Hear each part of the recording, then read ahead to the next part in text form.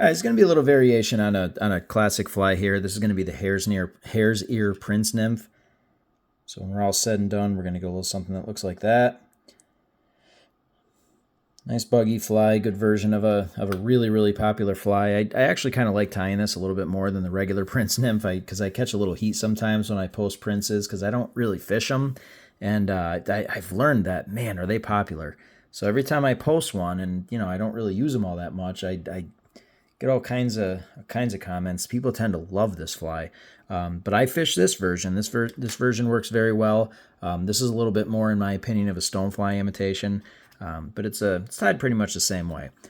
So I've got a size 14 curved nymph hook, a little bit of a weighted underbody. This is a 3mm Almond Joy tungsten stone, and I'm going to use UTC 70 and wood duck for the thread, and we're going to get that started right behind the weight.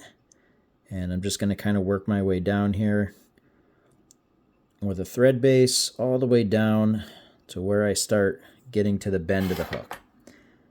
Now, as I mentioned a minute ago,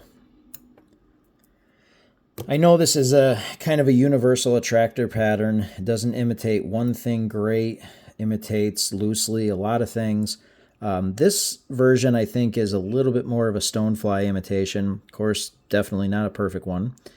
But anytime I'm tying or fishing something that I interpret as a stonefly, I usually lay down this triple thread base just to widen out the body a little bit. And the reason why is if you ever look at the tails of a stonefly, they don't splay out the way that a mayfly tail does. So I just kind of do it a little differently, especially if you're doing a biot tails, which you wouldn't really do a biot tail in a mayfly imitation, but all right, so I wound up a little thread ball there, and I'm going to trim a couple of biots off of this duck quill. So these are duck biots, and I'm just going to take them one by one. I'm just going to lay them onto the shank where I want them. Very, very loose wrap. I don't want to bind up the material. I wanted to make sure that it lays just the way that I want. And once you get it where you want, take a couple wraps and lock it in, and we'll move on to the back biot. And yes, I do these one at a time. If you've watched any of my previous videos, I've mentioned several times, I've just never gotten the hang of locking them both in at once. I kind of wish that I could, but I've never really been able to do that. I've always done them one by one. So once you get in position where you want, just work your thread back up to the front, and that's going to kind of set the stage for us to get everything else in there. So one of the things that I do want to do with this fly is I want to make sure that I build up a sizable amount of bulk at the head of the fly, and then I'm going to taper the entire thing. So I'm going to run my thread right up and down to kind of balance out the body, hide the underwire. Just get a nice base down there. And anywhere you see a low spot that needs to be filled in, just kind of get that about as uniform as you can. Once that's pretty much all set, I'm going to come in here with some of this small gold tinsel. And I'm just going to slip the tip of this in here just to kind of get it started and tie it in.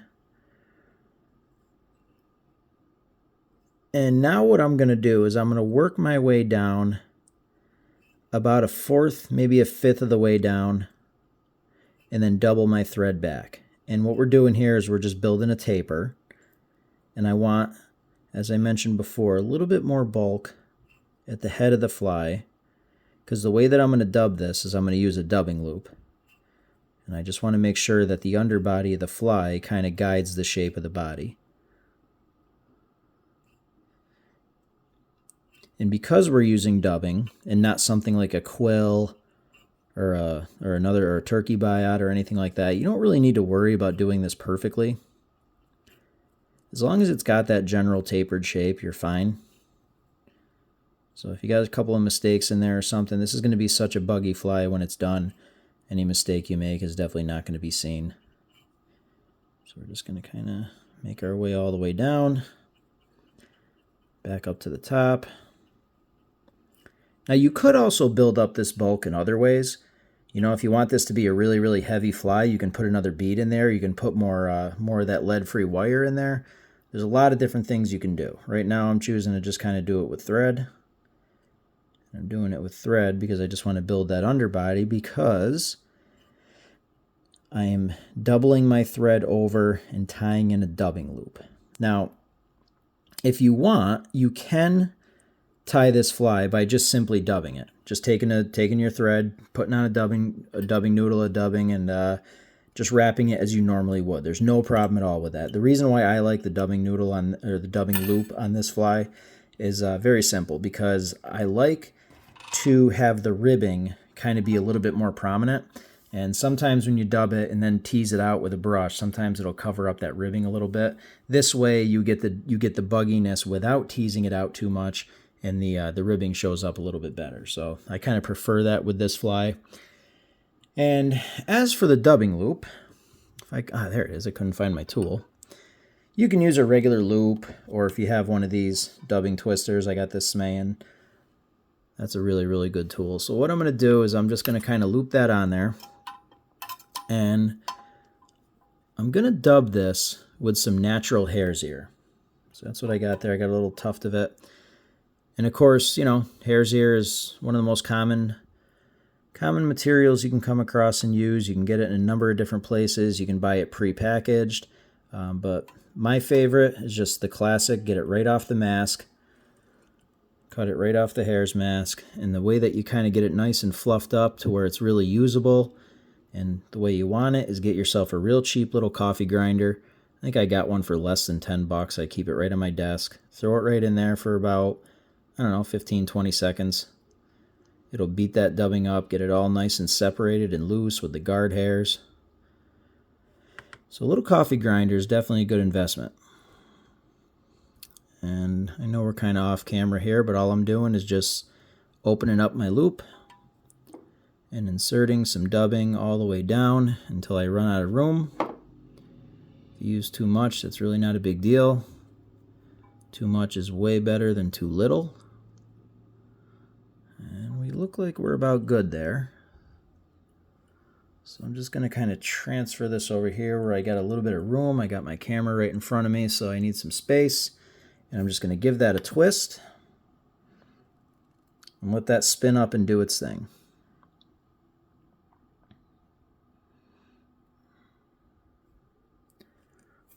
Got a weird little angle, but it seems to be working just fine. All right, if you want, you can keep that right in the tool. But what I always like to do when I do a dubbing loop is I like to take it out, take these English hackle pliers and just transfer it into there. Just makes it a little bit easier. And I'm just going to hold this up. I'm going to use my rotary feature. You can just wrap this by hand if you want, but it's a little bit easier to just kind of twist it. And we're gonna, once that dubbing starts catching, just let it work its way up the body.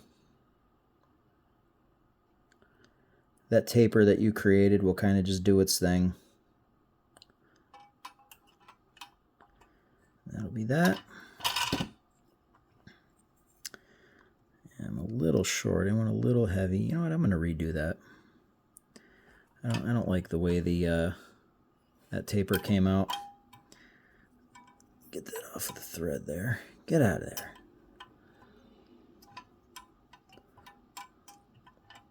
I want a little heavy in the middle, which is really no big deal. So I'm just going to back that off a little bit. I'm going to regather that. Space it out a little bit more. And just go a little bit heavier right up here at the head. That's what I'm looking for. It didn't look quite right the first time, so just back it off, do it again. Get a couple of wraps in here, cinch that down.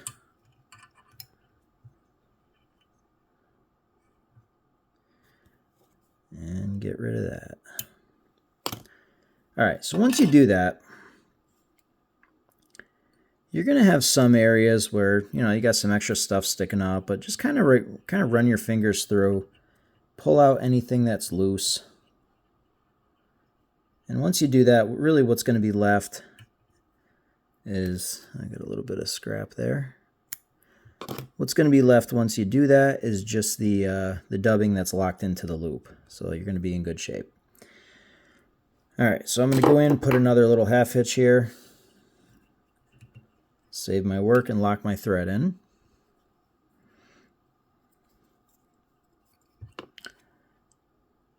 You can rib this by hand, obviously, but I'm just going to go and I like using the rotary feature because it just kind of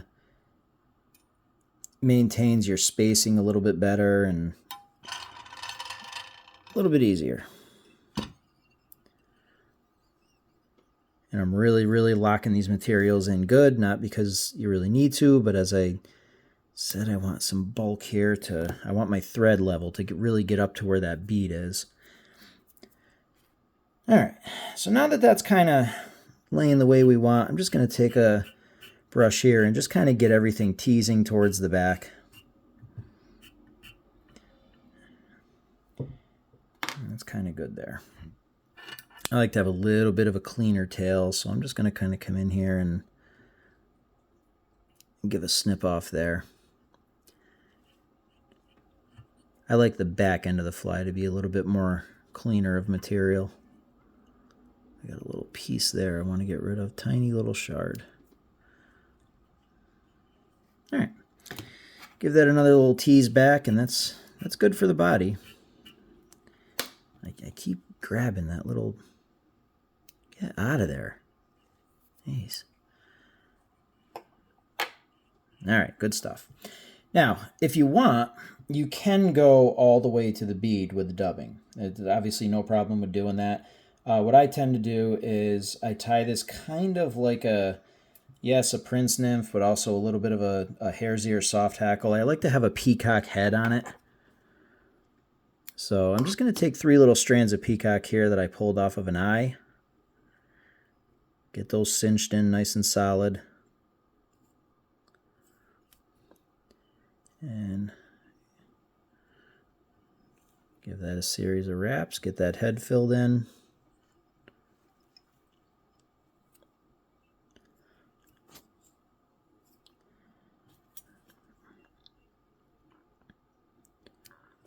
I also tie this with the dubbing all the way to the bead too. You know, if you get a cloudy, dreary day, you know, you're not really going to gain anything by fishing peacock. So I just kind of go and have some that are all hare's ear, some that have a peacock thorax. You can do it either way. For the hackle, I've got a piece of natural partridge here. And what I'm going to do is I'm going to pull all the fibers back. I stripped all the fibers off of one side. I don't like any of my soft hackles to be heavily, heavily, heavily hackled. I like there to be wispy fibers that go back and cover the body where you can still see the feature of the fly. I see a lot of soft hackles where, you know, you're doing multiple wraps of a full feather and you just look at it and you're like, you know, when it all slicks back, you're like hiding the overwhelming majority of the features of the body. And I'm just look at that. It's just not my thing. So I like to make sure that anytime I wrap a soft hackle, I'm only doing one side of the feather, and I tie it more sparse than anything. 1, maybe 2 wraps at the absolute most. I'm really just going to probably do 1 wrap here. There's enough going on with this fly where that's all you really need. So I'm going to slip my my hackle pliers onto there. Give that 1 clean wrap. Yeah, that ain't going to make it. Oh, yeah, we're good. Yeah, just 1 wrap of single side of hackle. Get that locked in. Get rid of the stem. And kind of just spread that out. Make sure it covers evenly.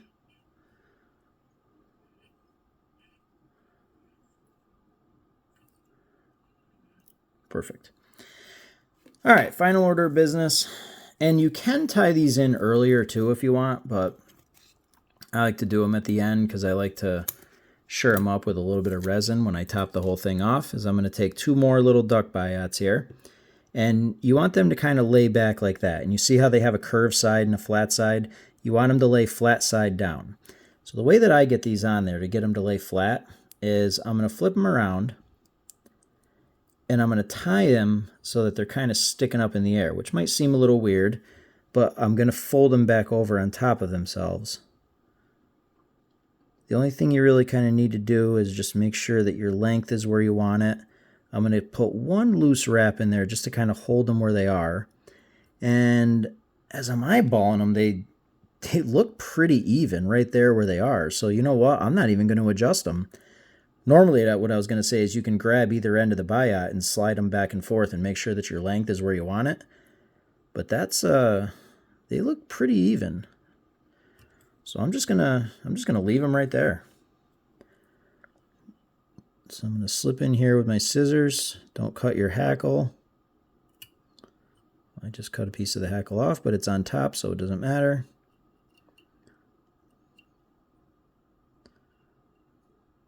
And slip the other point in there. Okay, so now we're going to take these biots and just flip them back over. Kind of hold them in place once you get them where you want them. Get a thread wrap over the top.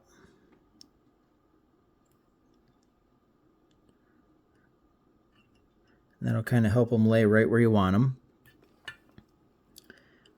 I like the wood duck thread for this fly, but if you want some sort of, color change there to try to, give something different for the fish to look at, obviously you can use a different color thread, but I like the wood duck for this. I think it looks nice with the brown biots. I got one kind of rogue fiber sticking up there, but that's really not a big deal. I'll stroke everything back. If you want, you can come in here one more time. Just give a nice little stroke here with the dubbing brush. Get the dubbing, the fibers, everything kind of splaying back. And then to kind of finish it up, I'm a little nervous about this step because my new resin hasn't come in yet. I accidentally pulled this out in sunlight, so this brush here is rock hard. So hopefully I can get the appropriate amount. You can still use it, it's just tough without the actual brush. Yeah, see, there's a little bit too much of a goop there, but I move it around and we're good. There we go. All right, that worked out better than I thought. My new thing of resin here should be in a couple days, so we'll give that a zap.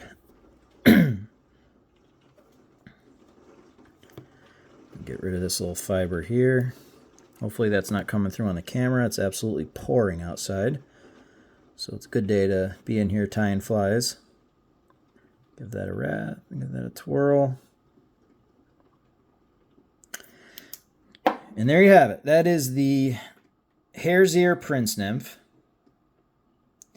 I got a little bit more resin on that bead than I wanted to. This will be the last video I make with that thing of resin. I'm going to put some on the bottom too. I'm just not going to do that on camera. I don't want to make the same mistake on the bottom and end the video on a low note. But that's a pretty fantastic fly. That's a fly I've been using a little bit more of recently. I struggle to put the regular prince nymph on there. Sooner or later I'll take that plunge, but this is a cool one. This has got some bugginess to it. Real good imitation of a bunch of different things. Big mayflies, stoneflies. Really cool fly.